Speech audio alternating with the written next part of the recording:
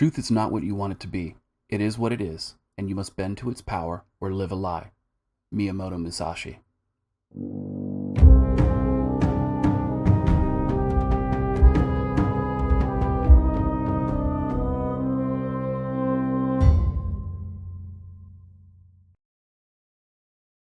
Welcome back to the Dojo, the series that introduces you to and hones the MGTOW skills necessary for a man to survive under gynocentric occupation.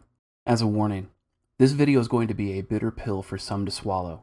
If you're one of the triggered, please feel free to go play hide and go fuck yourself. This lesson will address the core concept of the MGTOW experience often overlooked: how to successfully interact with women while minimizing the dangers of gynocentrism without actually seeming to do so. This is one of the techniques I use to ghost in plain sight. When discussing interacting with females, the cliched MGTOW response is often, "I don't talk to women, and I don't give a fuck what they think, so this doesn't apply to me." This is also normally followed by, "Anyone who willingly talks to women is a cuck or a simp." While I understand the reasons these views exist, they completely ignore observable reality. At best, those who adopt these views are ignorant. At worst, they're mentally ill and socially retarded TFLers pissed off because they can't get laid and are merely masquerading as MGTOW. Allow me to elaborate. Observable reality tells us that men are required to interact with women, sometimes daily, in order to live our lives. The brutal truth is, we don't live in a world where we can go out into the woods and leave civilization and live alone as a hermit. At some level, we're all connected. Women are our co-workers, they're the clerks at the stores we shop at, the company representatives who answer the phone when we call those companies, as well as our sisters, mothers, and daughters. Sometimes they're even our managers or in positions of power over us. They're everywhere we need to go to live our lives. Simply put, anyone who thinks they can live without interacting with women is retarded. Okay, with that out of the way, let's move on. Anyone who knows anything about hunting, camouflage, or evasion knows a very simple truth. Invisibility is not about 100% cover alone. It's about blending into your background until you cease to exist. It's as much about managing the preconceptions of those around you as much as the actual concealment or avoidance itself. Also, just like any other martial art, this skill takes time to practice and hone. Sometimes you're going to fail on your way to success. Don't give up and keep practicing until it becomes second nature. And hopefully, this lesson will ease the conceptual learning curve a bit for those that don't know anything about these techniques. For those that already have these skills, this should serve to confirm and reinforce what you already know. As a common sense ghosting skill, don't be overly flashy about your possessions and clothing. Own items for their utility, not for their bragging rights. If you don't need it, don't buy it. If you own it and don't use it, sell it or otherwise get rid of it. Do not dress garishly, but don't dress too far down either. Dress simply yet acceptably for your environment. If you wear a suit and tie to work, get one that's middle of the road, tailored to fit, rather than the most expensive one you can find, or wear complementary slacks and blazers. Avoid garish colors like red or canary yellow, and focus on soft tones like earth tones or any other kind of subdued tones that blend. Obviously, this also means no long rider coats, fedoras, or anything else that basically identifies you as a TFLer. Your accessories shouldn't be garish either. This means avoiding watches that advertise you're compensating for a small dick, and the same goes true for your vehicle. This also includes bragging. Sharing facts about yourself is one thing. Talking shit is something else entirely. Always minimize your accomplishments. While these are some examples, I hope they adequately illustrate the concepts so that you can apply them to your own personal situation. With that in mind, let's move on. When interacting with women, it's important that you are unavailable but not inaccessible. Keep it friendly and professional, and most importantly, brief. Only communicate what is necessary to finalize any transaction you have with a woman, nothing more. She will read this and will follow your lead. If she asks you about your day, or any other of the common sense pleasantries, gently spoken one-word answers work for a response. For example, "How are you today?" "I'm fine." Cell phones are amazing for this. After she asks you how you're doing, look down at your phone. Start reading the news. Then respond. She'll get the body language, and she won't like the awkward silence that follows, and will focus on the transaction itself rather than you. If she asks personal questions, as some customer service reps are trained to do, gently tell her you don't discuss your personal life with strangers. Then smile and look down at your phone. Do this even if she's completely fuckable. Your goal here is to use one-word answers to let her know you're not available to converse with her any more than necessary. Women are typically lazy, and they will see this and they'll move on to easier prey. However, sometimes this doesn't work. In these circumstances, be overly verbose. It makes you look desperate and it's a turnoff to her. On a side note, when I say overly verbose, I don't mean uncontrollably shitting conversations out of your word hole like a severe autist. The goal is to create opportunities to disengage, not draw attention to yourself by looking retarded.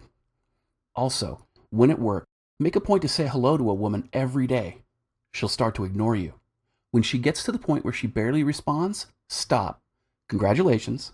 You're now invisible to her, and moving forward, she'll ignore your presence or will go out of her way to avoid you. The best part about this is, even if she's interested, she'll often disengage. Let her and don't chase. The idea is to give women what they expect. Women are judgmental to the point of prejudice, so you can take advantage of this. If you dress simply and plainly for your budget, women will often ignore you in favor of focusing their attention on men who appear to be more financially well off. However, you also want to ensure you're well groomed. That means no Cheeto dust on your shirt, no smelly breaths or body odors or etc. This also means no Axe body spray, colognes, or strong fragrances. Daily hygiene should be a part of your ghosting protocol. If you're fit or muscular, cover up. Minimize your muscles' visibility as much as possible, and avoid tight-fitting clothing in environments where this makes sense. Obviously, if you're in the gym, you're going to want to, wear the clothing that's comfortable for you if you're working out. But if you're in a workplace, wear baggy clothes so that you can conceal the muscles from the woman. Also, you can use thirsty cucks to draw attention away from you. Let their simping distract the woman's attention so you can ghost away unseen. An easy way to do this is if you feel she's paying too much attention to you, look around the room for a cuck on the hunt. They're easy to spot. They all look like wannabe alpha bros. Let your eyes briefly settle on him, then go back to your interaction with her. Her eyes will follow yours to him, and then you're clear. It'll confuse her, but it works. This also works if she brings up another man. Verbally support her relationship with any other guy she talks about, and talk him up with the information she gives you, then disengage. When speaking with them, avoid raising your voice, excessive eye contact, and other confrontational behaviors or body language.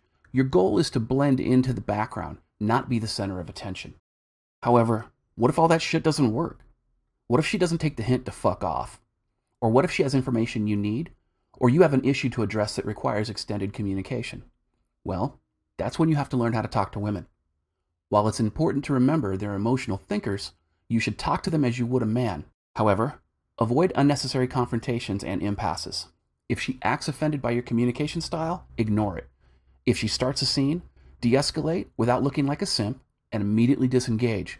What I mean by this is that when you come to a disagreement you can't resolve, verbalize that you're not going to agree with her and then move on to the next issue. Focusing on impasses is like masturbation with no payoff at the end. It's a complete waste of time. Don't do it. And then next time these subjects come up, ignore them and move forward. Also, attractive women will use their sexuality to try to control the conversation. Ignore her and focus on the issues and the conversation at hand.